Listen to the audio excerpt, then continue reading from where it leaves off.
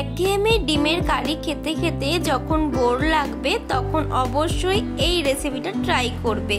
আজকে আমাদের রেসিপি হচ্ছে কাসুন্দি ডিমের কারি। চলো তাহলে দেখে নেওয়া যাক আজকের রেসিপি। সবার প্রথমে আমি তোমাদেরকে স্বাগত জানাচ্ছি আমার চ্যানেলে, যারা আমার নতুন এবং পুরাতন বন্ধু হয়ে আজকে এসেছো আমার এই রেসিপিটা দেখার জন্য। সবার প্রথমে আমরা 3টে ডিমকে সেদ্ধ করে নিয়েছি।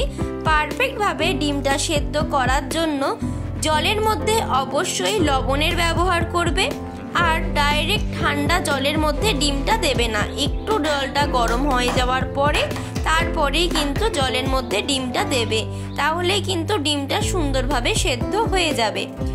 ডিমের খোসাগুলোকে ছাড়িয়ে নিয়েছি। এবার আমরা দুভাগ করে ডিমগুলোকে কেটে নিচ্ছি।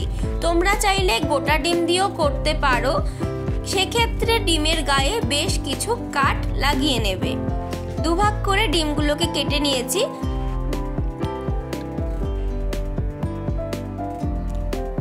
দেখো সমস্ত ডিমগুলো এখানে কেটে নেওয়া হয়ে গেছে।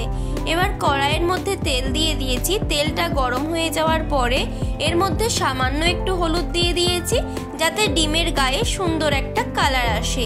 এবার ডিমগুলোকে ভেজে নিতে হবে। ভাজার ক্ষেত্রে একটা কথা মাথায় রাখতে হবে, যে দিকটা আমরা কাট করেছিলাম অর্থাৎ কাটা অংশটাকে তেলের মধ্যে দিতে হবে সবার প্রথমে।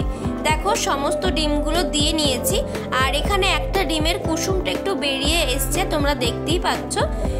একটা ডিম আমি ছুরি দিয়ে কাটতে গিয়ে একটু ভুল করে ফেলেছিলাম, যার জন্য কিন্তু কুসুমটা বেরিয়ে গেছে। দেখো ডিমগুলোর গায়ে হালকা সুন্দর একটু কালার এলে ডিমগুলোকে এবার ভেজে তুলে নিতে হবে।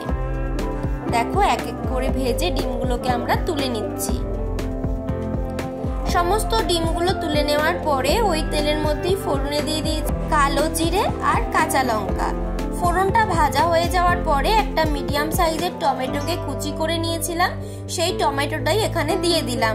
টমেটোটা একটু ভাজা হয়ে যাওয়ার পরে এখানে দিয়ে দিচ্ছি 1.5 চামচ মতো আদা আর রসুনের পেস্ট। 1 ইঞ্চি মতো আদা আর 4-5 কোয়া রসুনকে আমি পেস্ট করে নিয়েছিলাম, সেই পেস্টটাই দিয়ে দিয়েছি। দেওয়ার পরে সুন্দরভাবে কষিয়েও নিয়েছি।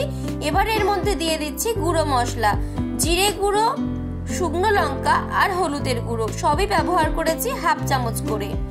মশলাগুলো দেওয়ার পর ভালোভাবে কষিয়ে নিচ্ছি। ভালোভাবে কষানো হয়ে যাওয়ার পরে এখানে দিয়ে দিচ্ছি কাসুন্দি। কাসুন্দিটাই কিন্তু এখানে দিতে হবে, তবে সর্ষে বাটা ব্যবহার করলে হবে, কিন্তু সেটা আলাদা রেসিপি হয়ে যাবে। এটা কিন্তু আমাদের কাসুন্দি ডিম তৈরি হচ্ছে, এটা অবশ্যই তোমরা কাসুন্দির ব্যবহারই করবে। এখানে 2 চামচ কাসুন্দিকে দিয়েছি, আর ওই বাটি ধোয়াই জল এখানে একটু দিয়ে দিলাম। দেওয়ার পরে সুন্দর করে একটু কষিয়ে নিতে হবে।